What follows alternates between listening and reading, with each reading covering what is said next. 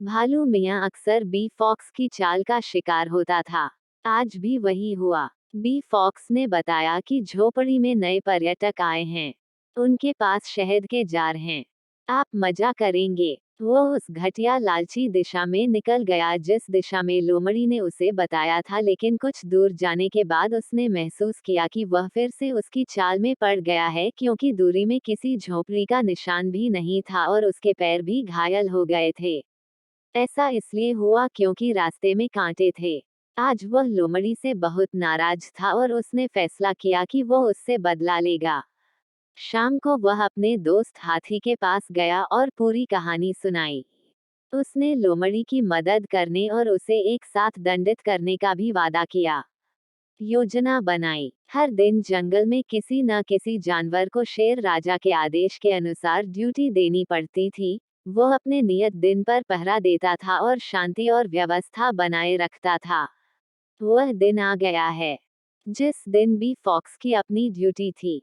योजना के अनुसार भालू उसके पास गया और कहा, बी फॉक्स, मंत्री अलू ने आपको जल्दी बुलाया है।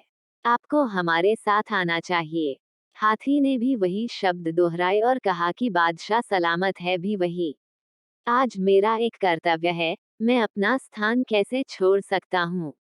भालू ने कहा कि आपकी इच्छा हमारा कर्तव्य था कि अब आप जानते हैं और राजा सुरक्षित है।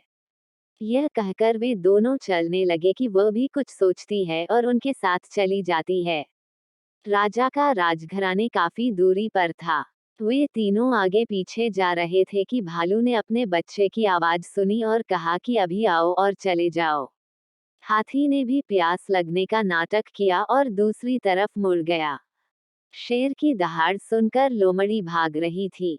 जब उसने इसके बारे में सोचा, तो उस तरफ से आवाज आ रही थी जहां उसका कर्तव्य था। वह समझ गया कि वह मूर्ख बन गया है। उसे दंडित किया जाना था। इससे पहले कि कोई उसे बुलाए, वह खुद राजा के सामने पेश हुआ। अब उसकी चालाकी बेकार थी और उसे कुछ भी विश्वास नहीं हो रहा था। उसकी लापरवाही के लिए शेर राजा ने उसे कड़ी डांट दी। डांट और सजा ने सुझाव दिया कि अब उसे एक के लिए कर्तव्य करना होगा पूरा महीना। यह सुनकर लोमड़ी के होश उड़ गए। राजा के जाने के बाद भालू और हाथी पेड़ के पीछे से निकले और एक स्वर में बोले,